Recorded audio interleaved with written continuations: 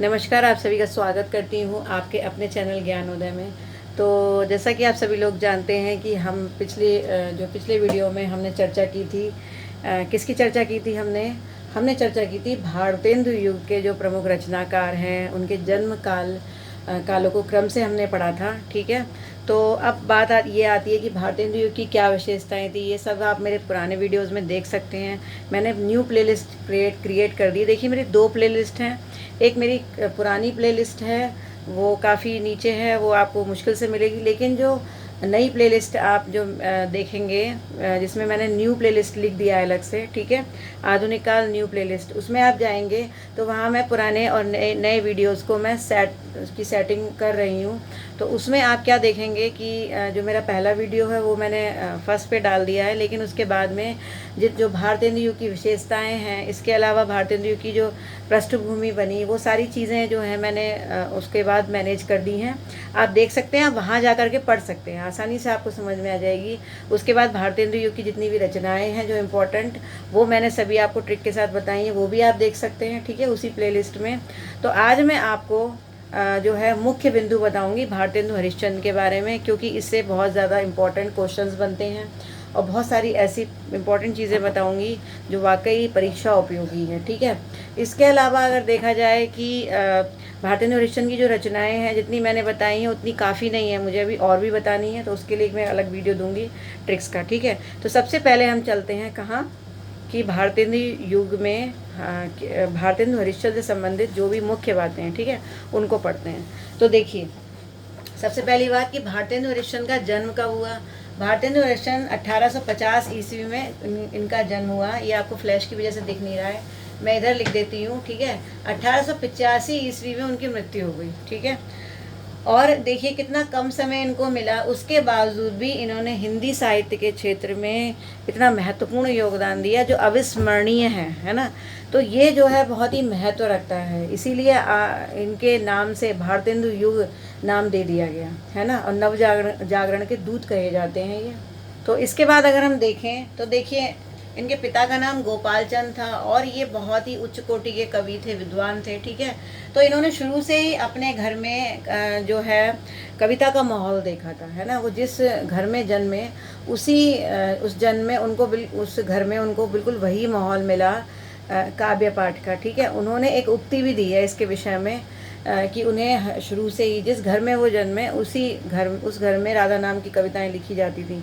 राधा कृष्ण का जाप हुआ करता था और उनके नाम से काव्य पाठ हुआ करता था, उनके पिता किया करते थे। ये सारी चीज़ें उन्होंने अपने जो है पंक्तियों में डाली है। मैं अभी आपको जब मुख्य बातें बताऊंगी तो उसमें ये सब आपको कंप्लीट कराऊंगी, ठीक है। अब बात करते हैं इनकी। देखिए, ये नाटककार भी थे, निबंधकार भी थे, पत्रकार भी थे, आलोचक भी थे और कवि थे, यानी मल्टी, ठीक है, यानी मल्टी टैलेंटेड थे। इनमें सब कुछ वो लिख सकते थे, नाटक, निबंध, कहानियाँ सब कुछ लिखी उन्होंने। आलोचक, कवि, सभी सारी जो है उनके अंदर गुण थे। इसके अलावा लेखन शैली बिल्कुल धारा प्रवाही लेखन शैली थी और सबसे ज़्यादा खड़ी बोली को इन्होंने अधिक महत्व दिया, ठीक है। जो हमारी खड़ी बोली है, एक तरीके से उसके जो प्रचारक हैं, उसके जो प्रवर्तक हैं, वो कौन माने जाते हैं? भारतेंदु हरिश्चंद्र, ठीक है। उसके बाद कहा जा सकता है कि संधि काल के कवि थे। संधि काल के कवि हम इसको इसलिए कहेंगे क्योंकि देखिए, रीतिकाल तक हमारी जो परिपाटी चल रही थी काव्य की, ठीक है, आदिकाल में किस तरह का काव्य था ये सब मैं आपको पढ़ा चुकी हूँ, भक्ति काल, रीतिकाल। ये जो काव्य की परिपाटी चल रही थी उससे हट करके उन्होंने कुछ नया जो है नया कुछ दिया हमारे हिंदी साहित्य को। तो एक तरीके से यहाँ एक आधुनिकता आ गई, ठीक है, एक नयापन आ गया उनके काल में। तो हम कह सकते हैं कि जो पुराना जो हमारा हिंदी साहित्य रहा और जो नया आधुनिक काल का रहा, उनके बीच में उन्होंने एक संधि का कार्य किया, ठीक है। तो संधि काल के कवि भी इनको कहा जाता है। इसके अलावा इनकी रचनाएं जो थी वो 5 प्रकार की रचनाएं थी। भक्ति प्रधान, ठीक है, भक्ति प्रधान थी। तो 5 प्रकार की रचनाएं कौन कौन सी मिलती हैं? एक तो भक्ति प्रधान है, दूसरी श्रृंगार प्रधान है, तीसरी देश प्रेम प्रधान है, तीसरी सामाजिक समस्या प्रधान है और पांचवी जो है चौथी तक हो गई, और पांचवी जो है प्रकृति चित्रण प्रधान। इस तरह के काव्य उन्होंने 5 लक्षणों से जो है संबंधित काव्य उन्होंने लिखा, ठीक है। अब हम मुख्य बिंदुओं पर विचार करेंगे भारतेंदु हरिश्चंद्र के विषय में। मैं एक एक करके आपको बताती हूँ, आप पॉइंट्स डालते चलिए और चाहे तो आप नोट्स बना सकते हैं। वैसे तो आपको नोट्स टेलीग्राम पर मिल जाएंगे, लेकिन ये जो नोट्स होंगे भारतेंदु मतलब भक्तिकाल को छोड़कर बाकी सभी नोट्स मैं पेड करने वाली हूँ। तो आप देखिए, थोड़ा सा इस चीज़ पर विचार कीजिएगा कि जो भी मैं पढ़ा रही हूँ उसके नोट्स मैं तैयार कर रही हूँ।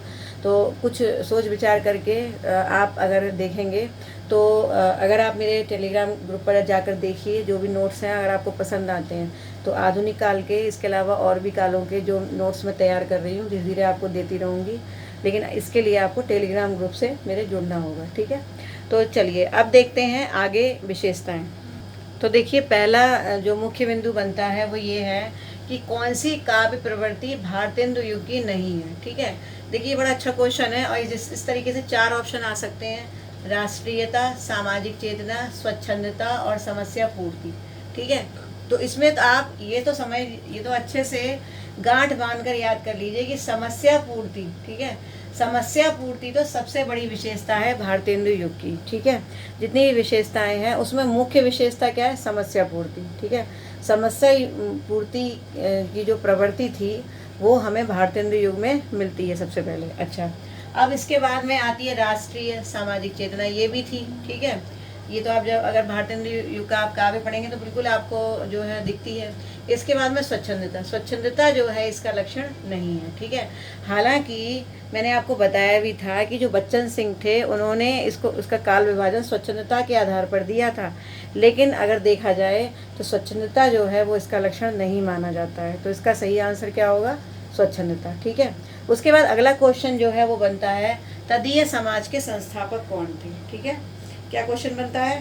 तदीय समाज के संस्थापक कौन थे? तो तदीय समाज के संस्थापक कौन थे ये आपको पता ही है, भारतेंदु हरिश्चंद्र थे, ठीक है।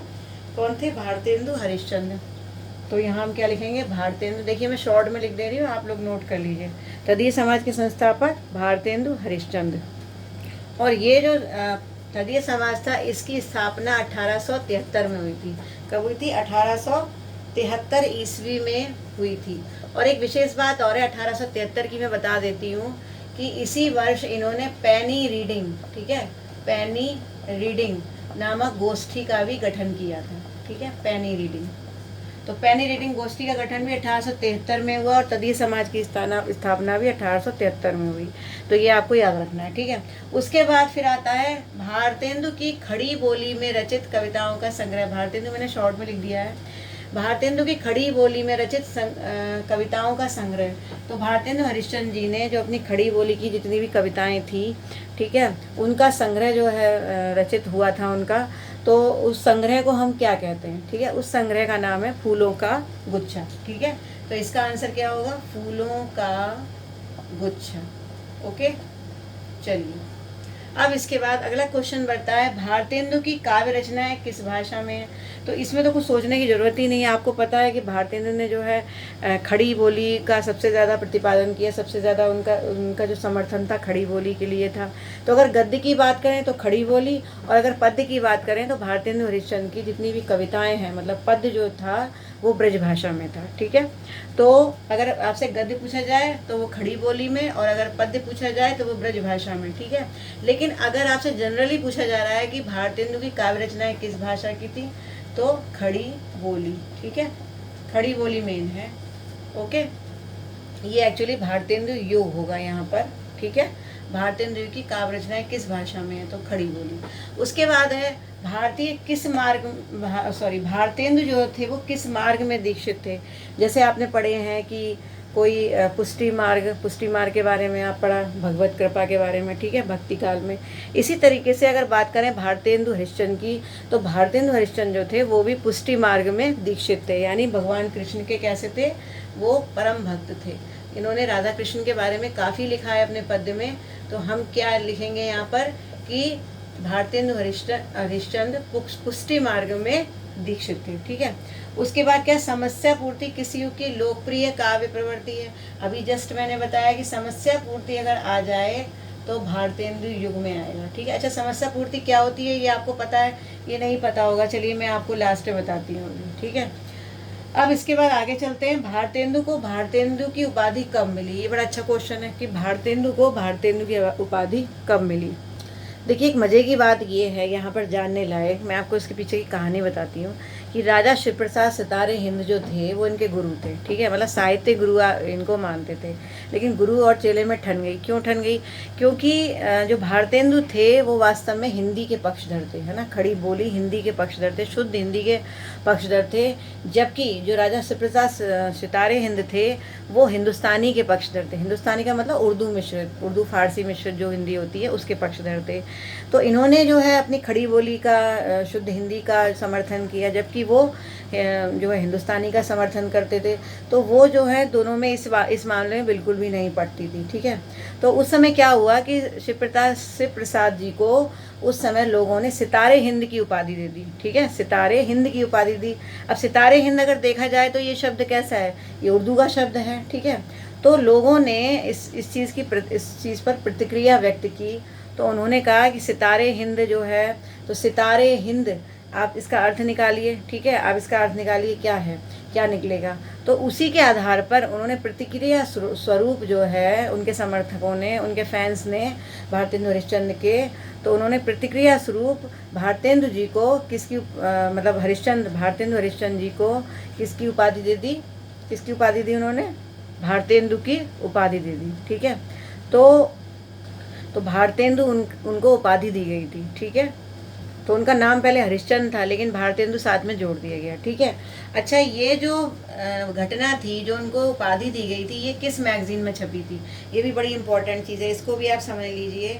तो ये जो है सार सुधा निधि, ठीक है, सार सुधा निधि, ये ठीक है, सार सुधा निधि जो एक पत्रिका उस समय छपती थी, उसमें 1880 में ये उपाधि वाली बात जो है वो छपी थी उस समय, ठीक है।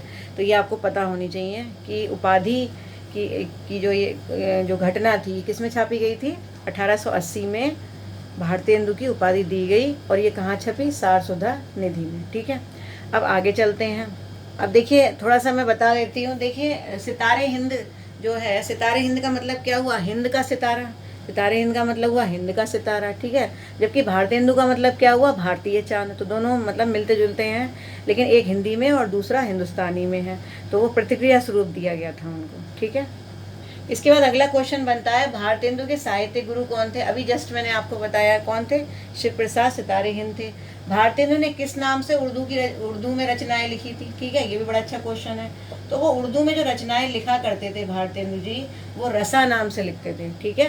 जो टाइटल देते थे वो अपनी रचनाओं में अपने नाम का तो वो क्या देते थे? रसा दिया करते थे। तो ये आपको पता होना चाहिए। चलिए और आगे कुछ मुख्य बिंदु बताती हूँ। इसके बाद देखिए मुख्य बिंदु। अब क्वेश्चन ये बनता है कि भारतेंदु की रचनाएं कितनी थी? ठीक है, भारतेंदु जी ने बहुत अधिक रचनाएं लिखी थी, लेकिन जो उनकी मेन जो गिनी जाती हैं, वास्तव में संख्या जो निकाली गई है वो 70 रचनाएं हैं, ठीक है। टोटल उनकी 70 रचनाएं मानी जाती हैं भारतेंदु जी की, ठीक है। उसके बाद फिर अगला क्वेश्चन है, कविता संवर्धनी सभा के संस्थापक कौन थे? ठीक है, तो जो कविता संवर्धनी सभा, एक सभा का आयोजन किया गया था और इसके संस्थापक कौन थे? इनके संस्थापक भी भारतेंदु हरिश्चंद्र जी ही थे, ठीक है। तो आप ध्यान रखेंगे कि कविता संवर्धनी सभा के संस्थापक कौन थे? भारतेंदु हरिश्चंद्र थे। उसके बाद आता है भारत दुर्दशा में देसी राजाओं को क्या कहा? देखिए, भारत दुर्दशा जो एक उनकी उन्होंने रचना लिखी थी भारत दुर्दशा, वो एक्चुअली तो उसमें उन्होंने भारत की दुर्दशा के विषय में जो है वो लिखा था खुल करके। अच्छा, आप मुझे ये कमेंट करके बताएंगे कि भारत दुर्दशा क्या है? काव्य है, नाटक है, क्या है? ठीक है, कौन सी विधा है ये? चलिए आप भी मुझे कमेंट करके बताइए। तो भारत दुर्दशा में देशी राजाओं को क्या कहा गया? तो उनको गधा यानी रासव कहा गया, ठीक है, रासव। तो देशी राजा उस समय हुआ करते थे जब उस समय जो है अंग्रेज़ों का अधिकार था, अंग्रेज अपना शासन चला रहे थे, ब्रिटिश इंडिया कंपनी जो थी भारत में। तो जो देसी राजा हुआ करते थे वो उनके अंडर में रहा करते थे, और अंग्रेज़ों ने इस तरीके से उनसे व्यवहार करते थे जैसे कि कोई गधे से व्यवहार, गधे से जो भी व्यवहार किया जाता है, मतलब ज़बरदस्ती का बोझ उस पर डालना और उसको ढोना। तो वो ढो रहे थे, ठीक है, एक तरीके का बोझ।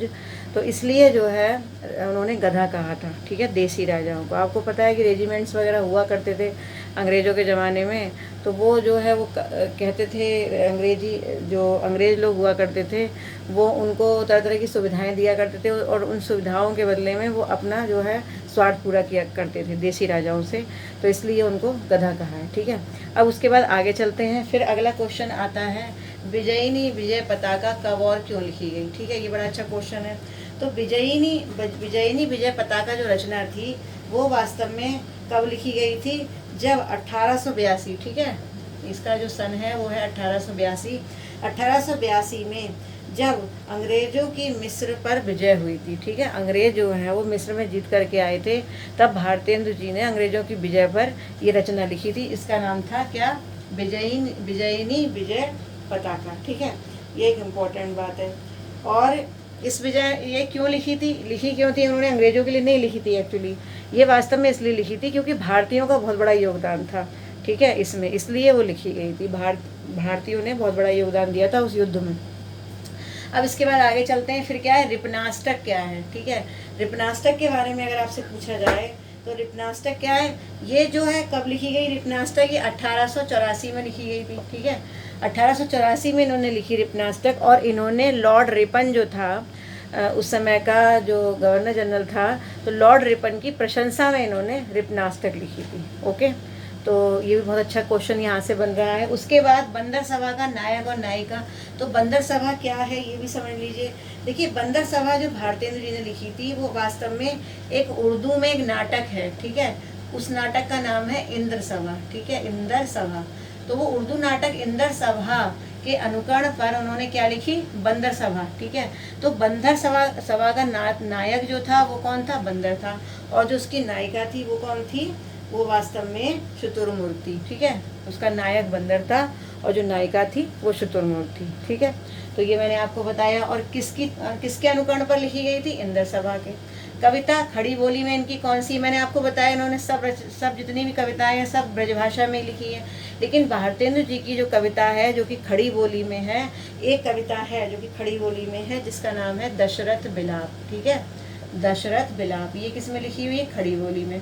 उत्तरार्ध भक्तमाल क्या है, भक्तमाल जो था हमारा नावादास का लिखा हुआ, ठीक है, उसके अनुकरण पर उन्होंने जो रचना की थी उत्तरार्ध भक्तमाल, तो वो वास्तव में भक्तमाल का ही अनुकरण था जो कि नावादास ने लिखा था, तो उसके अनुकरण पर उन्होंने उत्तरार्ध भक्तमाल लिखी थी। ठीक है, तो अब टाइम जो है हो गया है, अब मैं आपसे यहाँ से विदा लेती हूँ। अगर चैनल को सब्सक्राइब नहीं किया तो कर लीजिए, लगातार मुझे कमेंट्स करते रहिए, लाइक करते रहिए वीडियोज़ को। और देखिए, जो भी बच्चे नोट्स पाना चाहते हैं टेलीग्राम ग्रुप पर जाकर उसकी जानकारी ले लीजिए, और इसके अलावा लगातार लगे रहिए और सच्चे मन से खुशी से अपनी स्टडी करते रहिए। अगर कोई भी प्रॉब्लम है तो मुझे कमेंट करके ज़रूर बताइए, और एक लाइक ज़रूर दीजिए वीडियो को, क्योंकि आपका एक लाइक और जो आपका एक कमेंट जो है वो हमारे लिए प्रोत्साहन का सबसे बड़ा ज़रिया होता है। ठीक है, तो वो ज़रूर दीजिए। तो फिर मिलती हूँ नेक्स्ट वीडियो में और अन्य बिंदुओं के साथ, महत्वपूर्ण जानकारियों के साथ। नमस्कार।